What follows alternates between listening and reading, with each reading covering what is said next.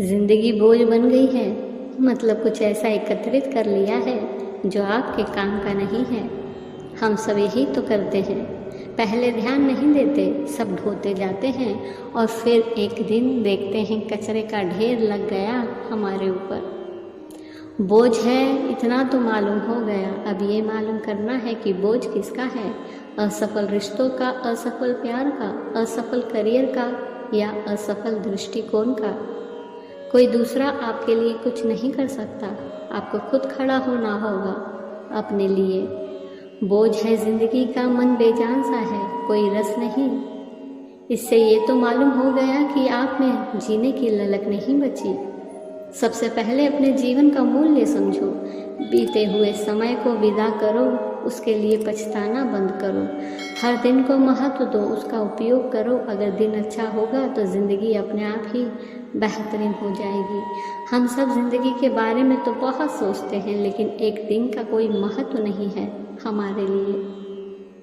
हम 5 साल के बाद का सोचते हैं, आने वाले कल की बात नहीं करते। सोचना ही है तो जी रहे इस पल की सोचो, इसको जी भर के जियो। ये समझना ज़रूरी है कि बोझ अतीत का है, बोझ भविष्य का है। वर्तमान तो किसी बोझ के नीचे नहीं दबा होता। मानव जीवन कई बार वास्तव में कठिन हो सकता है।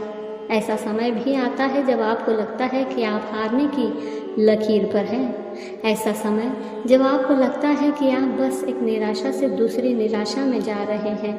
आप आगे बढ़ने और जारी रखने के लिए थका हुआ महसूस करते हैं। कभी कभी विपत्तियों और लगातार असफलताओं से हम निराश हो जाते हैं और हार मान लेना चाहते हैं। ये काम पर हो सकता है, यहाँ तक कि एक रिश्ते में भी हो सकता है। ये वो समय होता है जब हमें लगता है कि सब कुछ छोड़ देना चाहिए और बस हार मान लेनी चाहिए। अगर आपको लगता है कि आप हार मान रहे हैं तो याद रखें आपने शुरुआत क्यों की और पीछे मुड़कर देखें कि आप कितने दूर आ गए हैं। ऐसे समय में बस याद रखें ये उन कमज़ोर पलों में से एक है जब आपको उम्मीद को थामे रखने और कोशिश करते रहने की ज़रूरत होती है। सब्र की सवारी पर सवार व्यक्ति कभी नहीं गिरता, ना किसी के कदमों में और ना ही किसी की नज़रों में। जो हमारे पास नहीं है उसके लिए दुखी होने का मतलब है, जो हमारे पास है उसे हम बर्बाद कर रहे हैं। जब चीज़ें आपके अनुकूल ना हो तो याद रखें कि प्रत्येक चुनौती, प्रत्येक विपत्ति में अवसर और विकास के बीज निहित होते हैं। याद रहे सबसे महत्वपूर्ण निर्णय तब लिया जाता है जब आपका हार मानने का मन करता है। हमारी सबसे बड़ी कमज़ोरी हार मानने में निहित है। सफल होने का सबसे निश्चित तरीका हमेशा एक और प्रयास करना है। उन सभी कारणों को भूल जाइए कि ये क्यों काम नहीं करेगा और एक कारण पर विश्वास करें कि ये क्यों काम करेगा। कभी भी किसी ऐसी चीज़ को ना छोड़े जिसके बारे में सोचे बिना आप एक दिन भी नहीं रह सकते। ध्यान रहे कमल के फूल की तरह हम भी कीचड़ से उठने, अंधेरे से बाहर निकलने और दुनिया में फैलने की क्षमता रखते हैं। हमारी सबसे बड़ी शान कभी न गिरने में नहीं बल्कि हर बार गिरकर उठ जाने में है। बस चाहे कुछ हो जाए कभी हार ना मानना। माना आज कठिन है, कल और भी बुरा होगा, मगर याद रहे परसों धूप ज़रूर निकलेगी।